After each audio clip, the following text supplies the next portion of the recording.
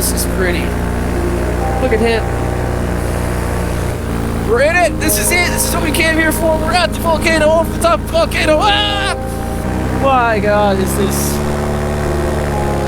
is insanity. What's up? That's Serge. We're in, where are we? Toledo, Washington. We're in Toledo, Washington, and I just drove the bus here. I've been working on the bus for the past month or so, and Serge is the man when it comes to flying around giant things in the Pacific Northwest. You are the man.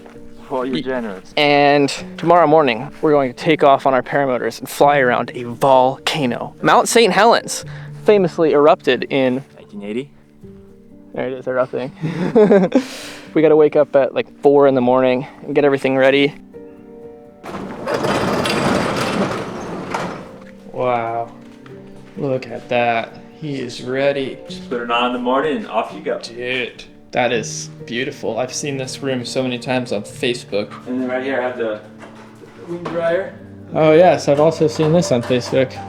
So what do I need for tomorrow? Food for a day, at least a liter of water, and afford it to hike all day if you have to. If we are remote enough, we'll just call us a helicopter. Okay, you have an inReach or something?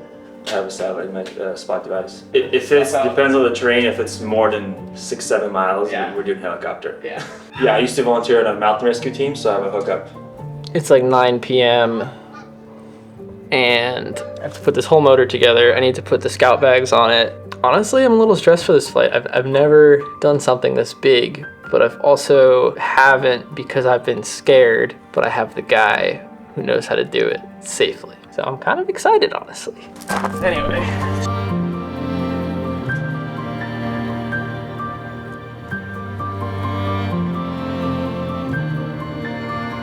Right now, we're tipping the paramotor to get maximum fuel in the tank.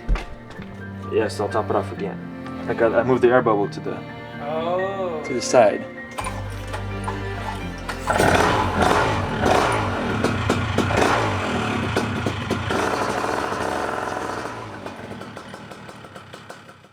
We are fogged out. It's almost raining. According to the FAA, we can't fly through clouds, so we need to remain clear of clouds and have 1 mile visibility to take off in Class 2 airspace, which we're in right now, but I think these clouds go up to 2,000 feet. According to the temperature dew point spread at altitude, so we're making a decision right now on what to do. There is a launch closer to the mountain that we're going to try to work, but if you're seeing this, it means we made it to the volcano. 20 minutes to sunrise, 5:58 a.m. and we're on our way to the alternate LZ. What chance do you give this of working? 65%. Oh my gosh. Okay, we're on the way, but check this out. We're So see a little river bar? That's your out. down there, that's the out. Yeah. We're on a bridge in the fog, but the bridge is 300 feet in the air. So we're just in cloud space. Serge's LZ is 30 miles from St. Helens, and the LZ we're taking here is 10. So it's saving us a lot of time of transit in the air, which means that even if the flight is shorter, a longer window at the mountain, or at least more opportunity. Oh, is that my phone telling me to wake up? Wake up! Are you excited to fly near this bridge or what? Look at this. This is looking good. It's getting brighter by the second. Dang it. High five. We're officially, not officially, we're very close to out of the clouds. So it's up in that corner, the LZ, around the corner, next corner. Yes. Just above them. Dude, look how calm it is. Like, only those little wispy clouds form when it's dead. That's sick. Well, everybody's launches go good, and you'll see right now. We'll see the conditions, and we'll know right away whether this is a good idea or not. You're about to see Mount St. Helens here. Would you say of the volcanoes in the area, this is the more approachable one to fly? It's definitely got the most outs, and the most forgiving, I think. Oh, dude, that's beautiful. Sea of fog. This road definitely counts as an out if we come this way. Okay. But the better out is down the valley. crater rim. That's the crater rim right there? Yep. Wow. So we're like at 4,000 feet, so we're like halfway up to there. Okay. I actually, this is intimidating, but it's, at least from this perspective, slightly less intimidating than maybe Rainier. There she is. Hey, look at that! Fire! There's the sun. Just in time. And here's the LZ. And then there's the mountain. Right there. But yeah, so we'll have to stay nice and high further in the valley, see? Yeah.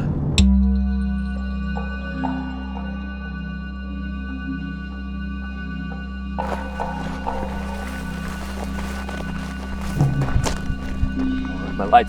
Here's the plan. The wind is coming this way. So, wing here, take off this way, climb up, over here, go over there, volcano.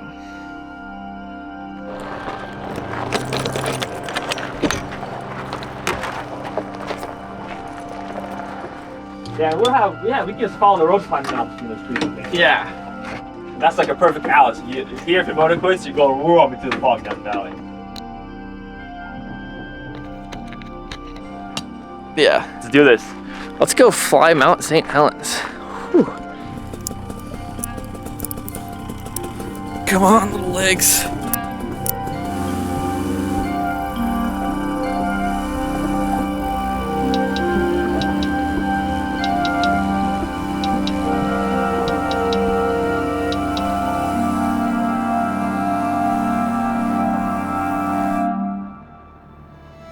Sometimes you can outsmart the weather. This was one of those cases. A lot of things honestly went wrong this morning. The motor I planned on taking for this flight didn't run, and I had to actually do 3 launches to get in the air, but oh man, once I was in the air, Washington has delivered. The Cascade Range is honestly stunning, but it was immediately clear how intense the flying we were doing actually was. The consequences of a motor failure meant hiking miles with gear or a helicopter ride. But these risks were accepted. I'm flying with a day's worth of food and water. In aviation, there's a saying that states, no risk, no reward. But know the risk, you'll know the reward. And to fly over the Cascade Range in completely smooth air in August is quite the reward.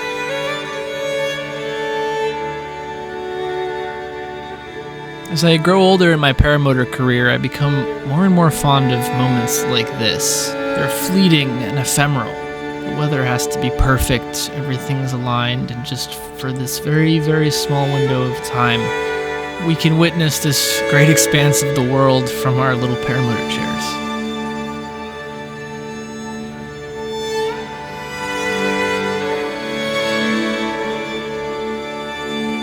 Ooh, a mountain goat.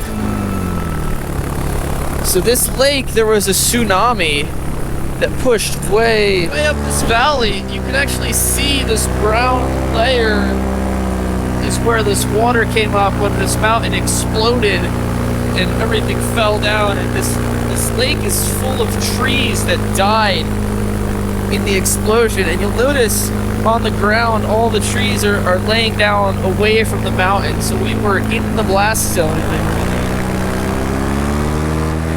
I feel very exposed.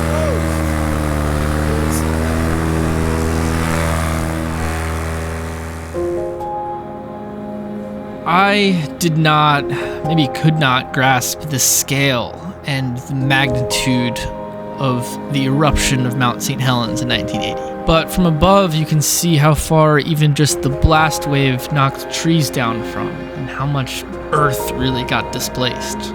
Mother Nature is violent at times, and flying around the area around St. Helens is a humbling reminder of her power. So this is Mount St. Helens. We're up here at like 9,000 feet, going over the top of it. It's quite cold. I'm nervous. It's so exposed. Way up here. This exploded, and it's still smoking. It's beautiful though. So one of the cool things with St. Helens is it's a cross-section of the insides of the guts of a mountain that were exposed very, very recently. So you can see lava channels and places, like geography inside the mountain. I'm no geologist, I couldn't really tell you what we're looking at besides a giant mile-wide crater at the top of the volcano. It is August 11th and it's cold up here. I can't imagine doing this flight in the winter.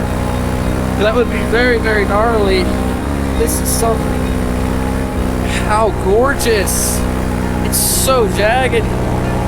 So, I mean, it blew up. It's a giant hole. I can't believe all of this just fell out of the earth. Wow, this is pretty. Look at him. We're in it. This is it. This is what we came here for. We're at the volcano, over the top of the volcano. Ah! Wow, I'm over a volcano. Like a full-on, one of the more famous volcanoes in the world. Man, this is crazy.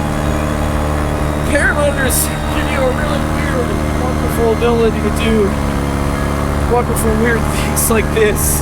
I will tell you what. Thank you, Serge, for guiding me through this. So a little bit about Serge. He was an advanced student of mine at backcountry PPG, and he was like, I want to fly over mountains. And I go, what kind of mountains? And he goes, oh, you know, St. Helens, volcanoes. And I go, maybe don't. But he volunteered on the search and rescue team on this mountain for years. And he says it kind of feels like his backyard. So he knows this area very intimately. And he also knows the rescue team. He has a search and rescue team hook up with a helicopter. Wow.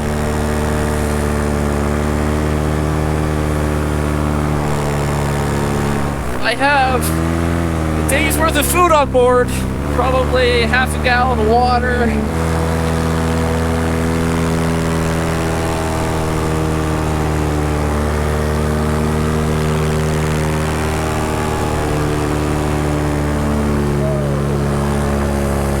It's absolutely smooth. Like, to be honest, we hit a couple bumps by that mountain while we were coming in, but up here we haven't hit anything. My God, this is insanity. It's just, you feel so inconsequential up here. This exploded and people died, and it's the earth telling you that it's alive, and you're this little speck. For some reason we get to explore it on our paramotors.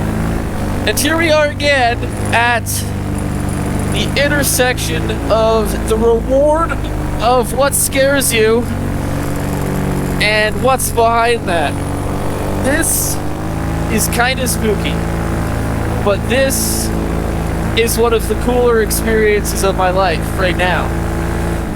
Yes! I'm just following you, dude. Wow.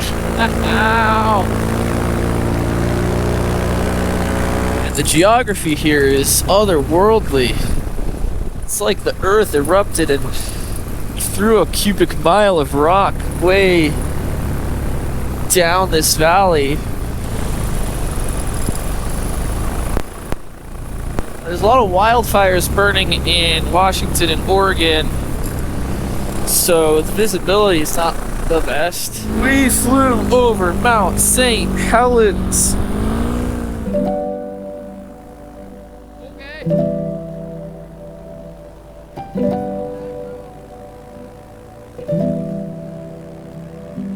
We're so oddly fortunate that Mount St. Helens erupted when she did. I mean, the eruption was tragic. People lost their lives. But I think when we hear about giant geological events like this, they just feel like they're in a history book and 1,000 years ago, and it's really hard to comprehend them.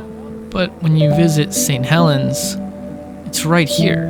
A giant window into the power of the earth we live on, constantly evolving and reshaping and reworking itself. The evolution just usually happens on a timeline that's so long we barely notice it. But here, not only is it very, very fresh, but it was documented very well in very recent history. But there's something strangely beautiful about fresh earth. This canyon on a geological scale was born yesterday. It's an infant. You have this yellow and the trees. But despite its recent violent past, life is already flourishing again. Trees are growing, mountain goats and elk are running wild. So I guess just remember that everything, even the mountains and the landscape that we live around, is temporary, shifting, and ever-changing. And we are so lucky to see this version of the Earth as she is right now.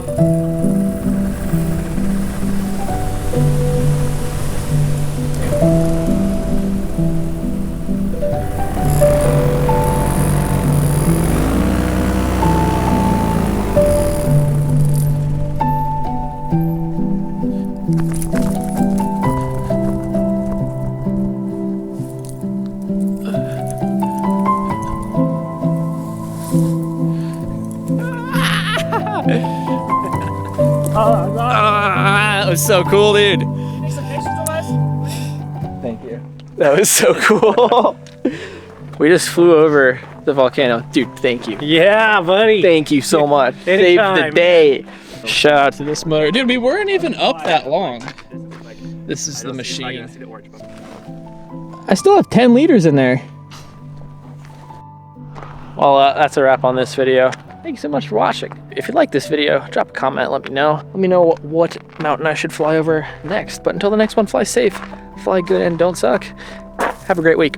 Here we are at the Mount St. Helens Visitor Center with Serge. We took off right there for reference. Where do we go? And then went over here. And then up Over Spirit Lake.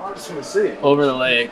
Oh yes, up this side, over there, and then Down the canyons. down the canyons, back here. That's pretty cool.